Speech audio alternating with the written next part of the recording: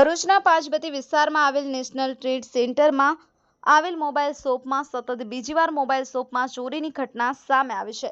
ચોરીની આ સમગ્ર ઘટના સીસીટીવી કેમેરામાં કેદ થઈ છે। એક જ અઠવાડિયામાં ભરૂચ શહેરના ભરચક એવા પાંચબત્તી વિસ્તારમાં આવેલ નેશનલ ટ્રેડ સેન્ટરમાં મોબાઈલ શોપમાં ચોરીની બનતી ઘટનાઓને લઈ વેપારીઓ પોતે અસુરક્ષિત મહેસૂસ કરી રહ્યા છે।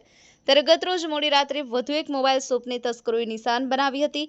તસ્કરોએ અંદર પ્રવેશ કરી દુકાનમાં રહેલ લેપટોપ મળી કુલ અંદાજિત 50 થી 60 હજારના મુદ્દામાલની ચોરી કરી ફરાર થઈ ગયા હતા।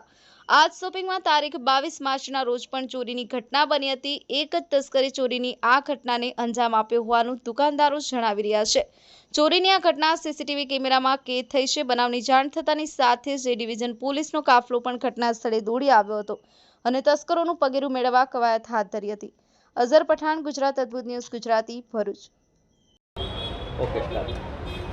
મારું નામ રમીશ ખાન છે।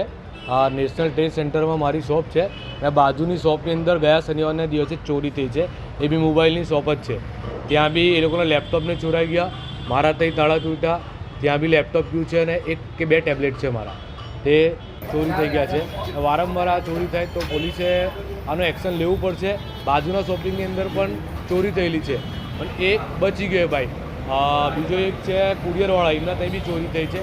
એ જ વ્યક્તિ છે જે વારંવાર ચોરી કરે છે। કેટલા રૂપિયાની ચોરી છે? મારા તો એક લેપટોપ ગયો છે અને 2 ટેબ્લેટ છે, એ યુઝવાળા જ છે મારા બંને। એક લેપટોપ અને 2 રિપેરવાળાના ટેબ્લેટ હતા। આપણી આસપાસ બનતી ઘટનાના સમાચાર જોવા માટે ગુજરાત અદ્ભુત ન્યૂઝ ગુજરાતીને લાઇક કરો, શેર કરો, ચેનલને સબસ્ક્રાઇબ કરો।